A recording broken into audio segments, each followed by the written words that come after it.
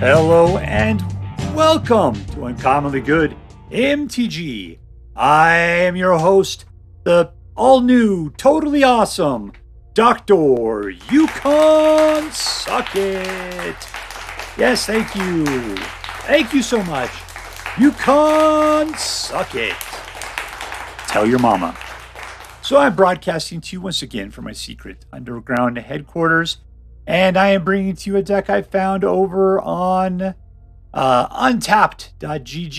It is considered number 2 on the meta tier list for mid-October 2022.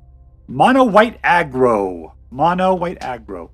Yeah, so I haven't been playing a lot of Mono White. I've been thinking that it's been kind of boring. And, but, you know, it's time to play Mono White again. And I figure the aggro deck, the aggro version, might be cooler because it might just be more of a jump out there, throw it through punches, and then be done with it. A wham bam, thank you man kind of deck. So let's take a look at the cards in this deck. We'll theorize on how they're going to work together. And we'll take it out and see how well it does. At the low end, we've got Hopeful Initiate. And he likes to sit there with his hands on fire. Doesn't need candles anymore. But he's a 1/2 for 1, and he's got training. So that means that anytime he attacks, if he's attacking with another creature with a greater power, then he gets a +1/+1 counter. At some point, as long as you have 2 or more counters on it, you can pay 3 to remove 2 counters from him to destroy target artifact or enchantment, which does give him some utility, which isn't bad. Hotshot Mechanic. It's a 2/1 for 2 or for 1, which is great. And he can crew vehicles as though his power were 2 greater, which means that like Bank Buster and stuff could use him right off the bat. The only problem with this deck, there are no vehicles, none at all. So apparently he's in here pretty much just to train Hopeful Initiate on how to get 1 counter. We'll see if that is a good choice. We've got Destroy Evil, which for 2 mana is great. You can destroy target creature with toughness of 4 or greater or target enchantment. That's a great price. And the only thing that would suck is if you're playing against people that don't have toughness of 4 or greater or enchantments. But I bet you will be able to use it. We got Guardian of New Benalia. Here's the deal. I hate these stained glass people. That just drives me nuts because that would just be so fragile and it's just so colorful and stupid.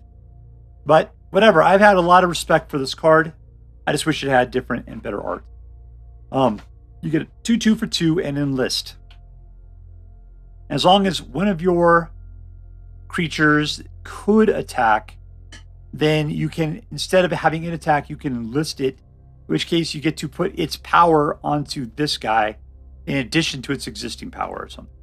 So therefore, this guy can have a lot more power. And what's best about this is that by discarding a card, this card gains indestructible until the end of the turn. So you can make him super big and then attack, and if someone tries to block, you just make him indestructible. You know, so it's easy to block, but then again, you're not really losing out on much except for time. And good thing is when you do enlist, you get to scry 2. So you can take a look at the top 2 cards of your library and put any of them on the bottom of your library, and then keep the rest on top in any order, making your next 2 turns hopefully better than they were going to be. Intrepid Adversary is a 3/1 for 2 with lifelink, which is great provided you don't have any blockers, because it takes any guy to block it to kill it. But you can pay any combination of, basically you can pay 2 additional mana multiple times to put that many +1/+1 counters on him, and he gives +1/+1 to each creature you control for each counter on Intrepid Adversary. This guy's good at the beginning, and he's good later on. Thalia, Guardian of Thraben, is a 2/1 for 2 with First Strike. She does a great job of being really dangerous to other creatures for quite a while. And she makes your opponent and yourself pay 1 additional for non-creature spells. That's hard to get around when you're not planning on it. Valorous Stance costs you 2. It's an instant. Target creature gains indestructible. So you actually have something to protect your creatures for a second. And you can destroy a target creature with a toughness of 4 or greater. So between this and Destroy Evil, anything that has a really big butt, dead. Anointed Peacekeeper. So he's got a lot of words, but really he's a 3/3 with vigilance for 3, which is great. It's a great card that way. And all the rest of it is stuff that I am not particularly a fan of. I mean, it's okay. When he enters the battlefield, you take a look at your opponent's hand. That's worth doing. And then you choose any card's name, which hopefully by looking at their hand, you'll see what it is you want to actually do. Spells your opponent's cast with the chosen name cost 2 more to cast. Great, makes it more expensive to do it. So between Thalia and the Anointed Peacekeeper, it gets harder to cast something in particular. Activated abilities of sources with the chosen name cost 2 more to activate unless they're mana abilities. So he can help keep things hard to play for an opponent. In my experience, he just becomes a target that they immediately kill. Let's see. Brutal Cathar comes out as a 2/2 dude. When he enters the battlefield, then you exile a target creature an opponent controls until this guy leaves the battlefield. He can Werewolf out, become a first strikey 3/3 with Ward, where they have to pay 3 life to be able to do anything to the Moonrage Brute. When he turns back into the Brutal Cathar, you get to exile something again without losing the thing you currently have. Adeline, the Resplendent Cathar, it costs you 3, and it's a splat 4. The splat is equal to the number of creatures you control, and whenever she attacks, she creates an additional creature. So that means she goes up by +1 every time she attacks, essentially. So hopefully you can help keep a lot of guys coming on, getting her bigger and bigger and bigger. But she's got vigilance, so she's there for attacking and defense. Serra Paragon is a angel with a 3/4 for 4, and she has flying. And then essentially once on each of your turns, you may play a land or cast a permanent with a mana value of 3 or less from your graveyard. And if it were to die, then you exile it and you gain 2 life. And since every card other than this one costs 3 or less, it means you can play any permanent card in your graveyard, once per turn from your graveyard on your turn. So she's a fantastic card. He's got to keep her alive. So I'd recommend you maintain your Valorous Stances for keeping your Serra Paragon alive. Other than that, look at this. This is the tiniest list of mana I've seen in such a long time. We've got 2 Kamigawa Whites, which do deal 4 damage to target attacking or blocking creature. Other than that, we got 21 regular basic lands. So that is the deck. What's it going to do? We're going to throw out a bunch of cheap dudes, attack as quickly as possible, try to keep them from playing cards as much as they can, and if they manage to get something out, try to exile it with the Brutal Cathar. If things go bad and my dudes die, hopefully the Serra Paragon will be able to return things back from the graveyard to the battlefield, hopefully pinning down more dudes or making it hard to play. Let's go see if we can make it happen. And we're playing against Lord Doc. Lord Doc. All right, we got 2 mana. Hopefully that's enough. Looks like it is. Let's keep. I'm coming to get ya. I got an aggro deck.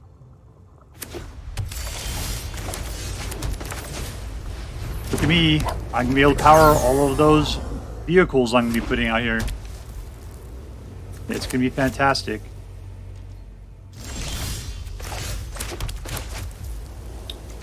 I have to wait, huh? Okay, here we go.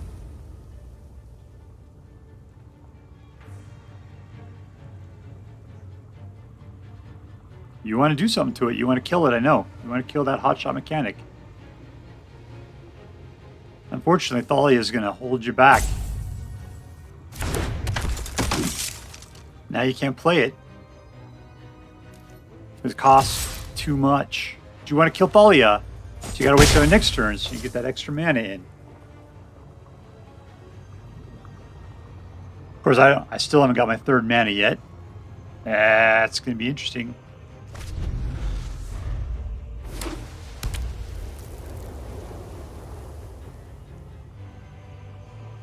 I know, you want to kill her, don't you?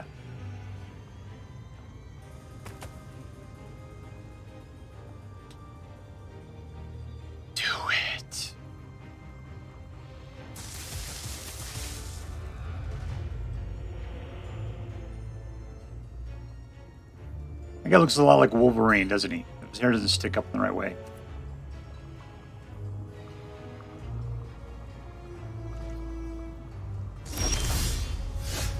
Alright, well, we are just playing 2 mana creatures, apparently.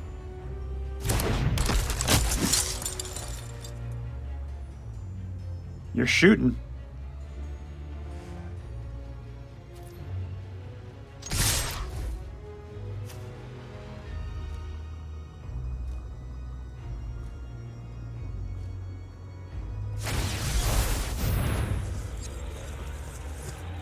Yeah, go ahead. Waste your land. Alright, next to damage. Down to 17. In turn.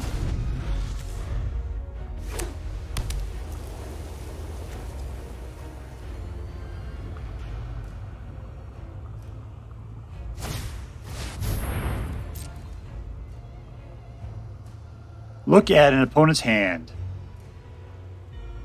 2 more to cast. My guess he's going to go after Adeline. If you're smart, that's what he would do. So he picked Intrepid Adversary. Alright.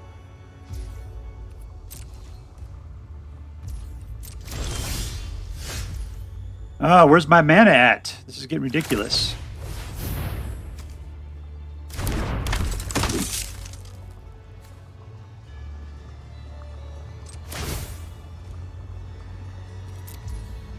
Let's see. We need to go for the attack. Enlist.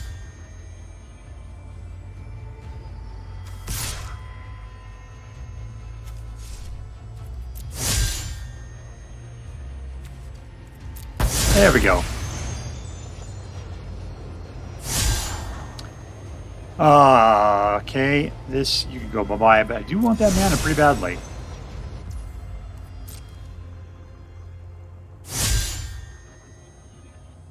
You gonna block it there, Sergio?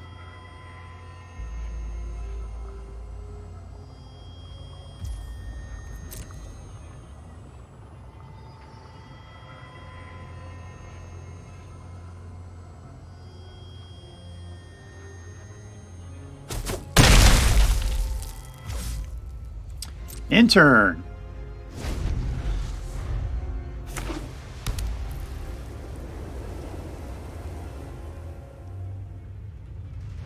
They're indestructible. Bum, bum, bum, bum, bum. Their Doc's a looky-loo. He likes to look at all the things. He somehow thinks that the Guardians are somehow different from each other.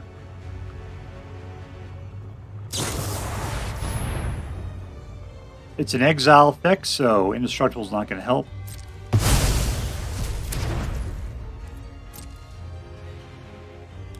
Yeah, come on through, my man.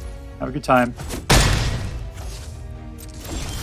Alright, 3rd mana. Brutal Cathar. Yoink. All attack.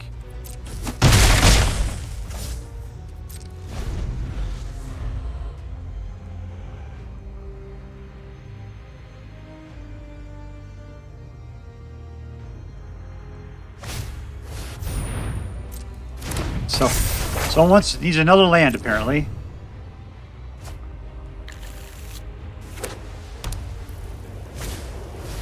And another land. Apparently his hand's full of crap.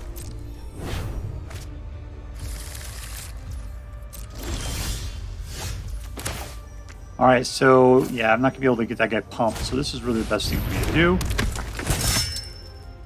Alright, we are going to attack with all these guys. Put out another. Got him down to 2.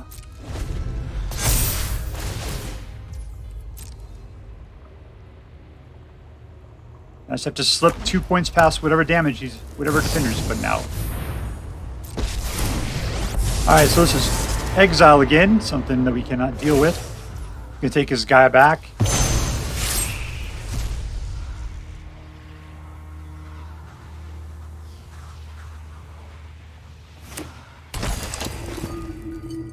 He's looking at my hand.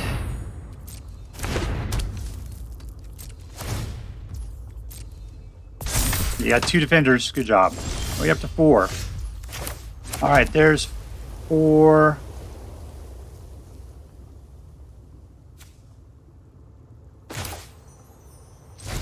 Let's see what he's got there. He's got a land. All right.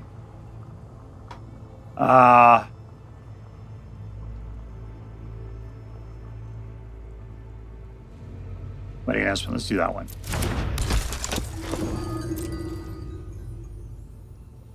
All right, so we got guys that are coming out.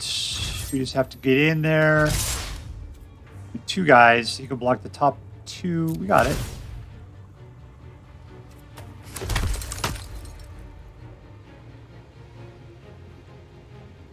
I got 2 little guys. You're not going to block them.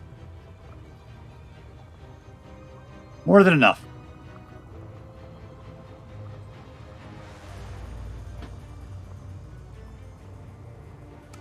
You tap down, you got a land in your hand.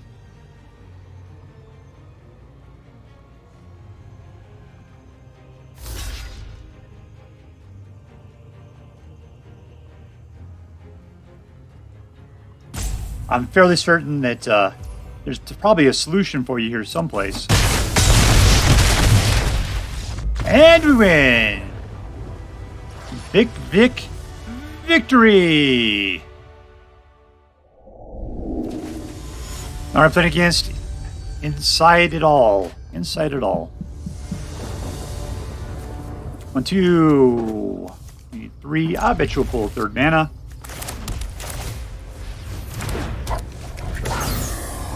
That's not what a fox sounds like.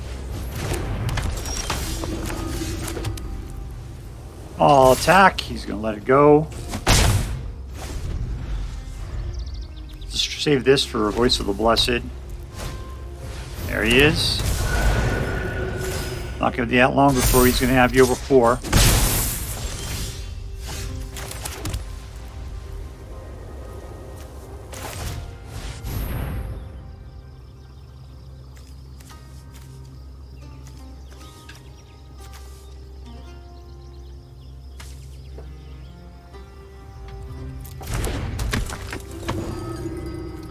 No attacks.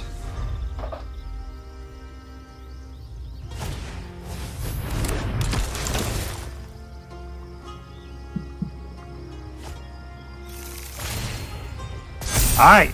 Now I finally got him where I want him.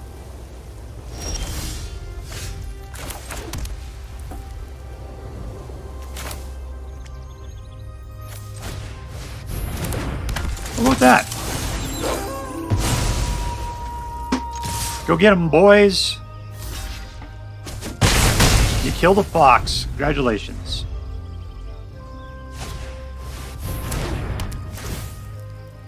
Someone wants him back.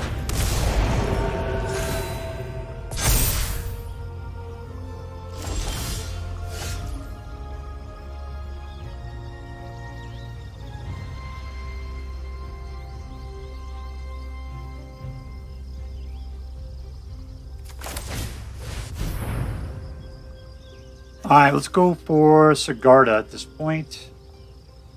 Maybe it's just wedding announcement. Wedding announcement. Done.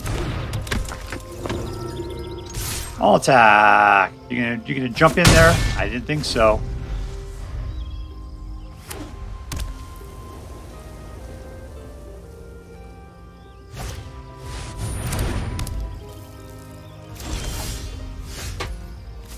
Oh, you didn't get large enough for me to kill you. That's disappointing. All attack. There's somebody for you to kill. Down to 9. Single card.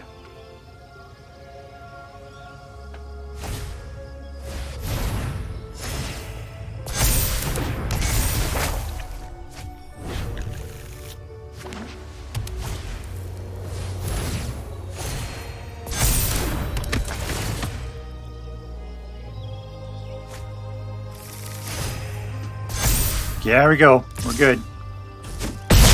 You can stop growing now.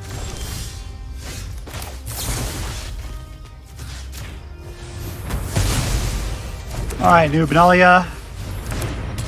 And all attack.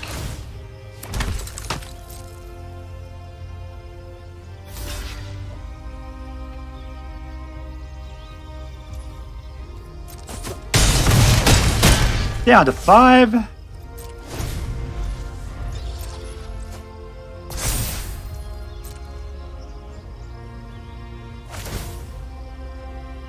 So if I was him, I'd use Destroy Evil against Adeline.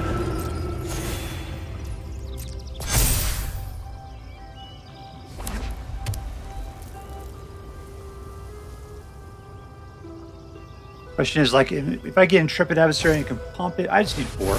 I got what I need. Give everybody's Glory Anthem. Is that enough to kill him on the next turn? I don't want to do the math. We'll find out. He's tapped up on the Voice of the Blessed. That's not going to help at all. Alright, here we go. Auto pay. And all in.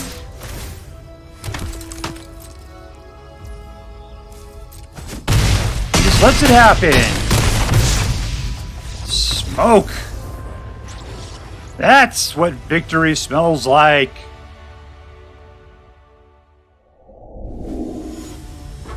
Alright, we're playing against Kane, lowercase k. Kane. My name's Kane.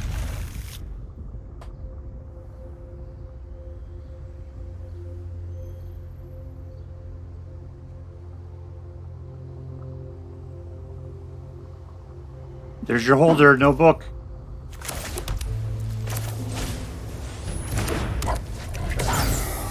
What's our pal going for? Resolve. Yeah, we got a lot of choices next turn. Brutal Cathar will probably be what it is, unless he puts nothing out. Look at his hand.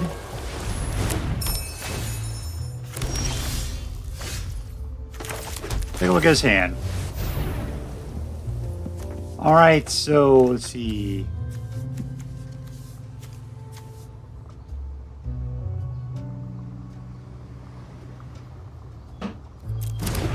You have a good time.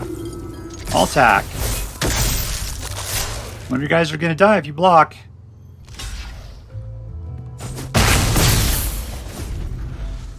But he already spent the time training the Hopeful Initiate.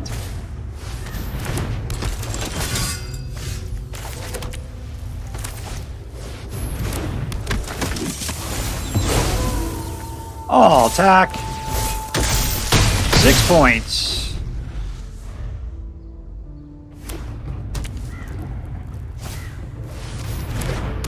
Yeah, I gotta get Thalia out.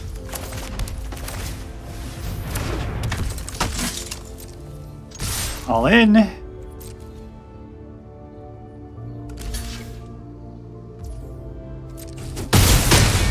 I'm down to 5.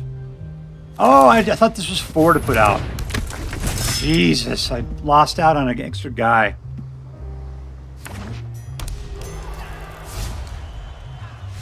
And we win! White Horde Onslaught, Horde of Victory! And we're playing against Cool Clown. 4-1-9. I get to go first. Let's keep it. Oh, full initiate. Ooh, it's the ring. And we got ourselves a Thalia. And I'll attack. Look at me touch the ring. Wait, I'm touching the ring. And Adeline's going to come in. I'll attack. We're all trained up and attacking and touching a ring. Get the singularity going. There we go.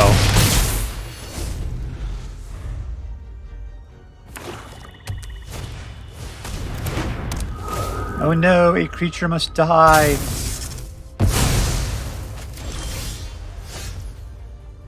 Brutal Cathar. It's kind of a dangerous thing to do because if they kill off my Brutal Cathar, it gets his guy back.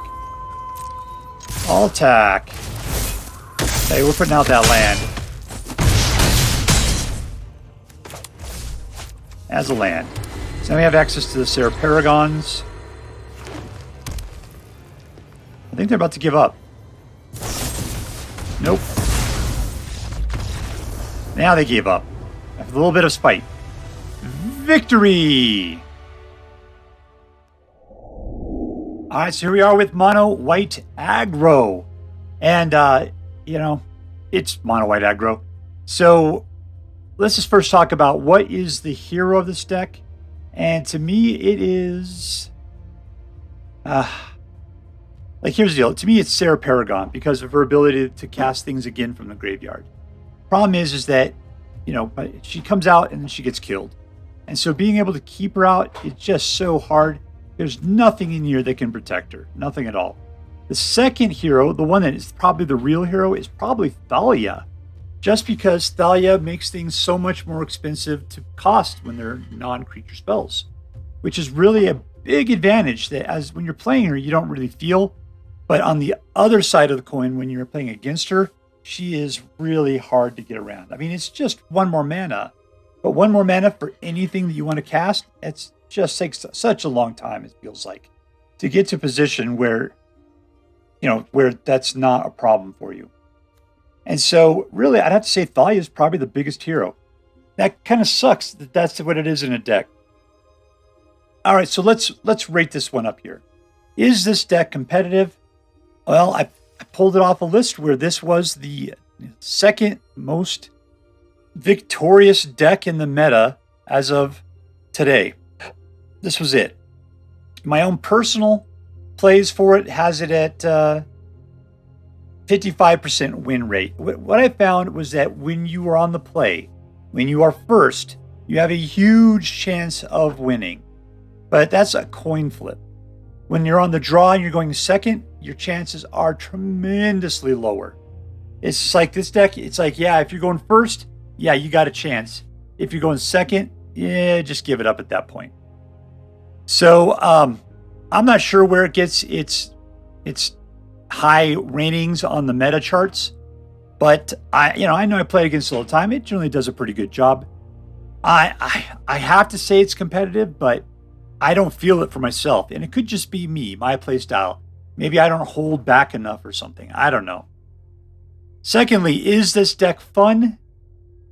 No, I don't think it's a fun deck. It doesn't really have anything going on for it. It's kind of boring, as a matter of fact. Lastly, is it interesting? And yeah, there's zero interest in this deck for me. I mean, I would really like it if the Serra Paragon come back so you can kind of replay the cards you need to play. But even then, she only can play permanents, So you can't use it to grab like Destroy Evil, or Valorous Stance, which are kind of the cards that I might actually want to get to protect the creatures that I have. All right, so what am I going to rate this deck? Well, I can say from my personal perspective, I think this deck is a B+ deck.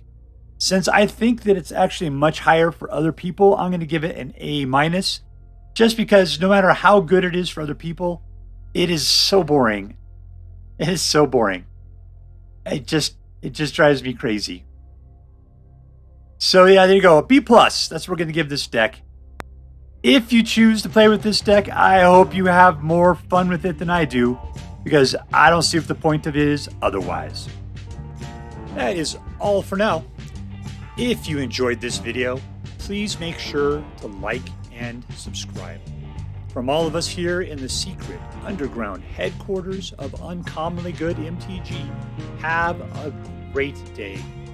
In the words of my people, shine on, you crazy diamonds. Later.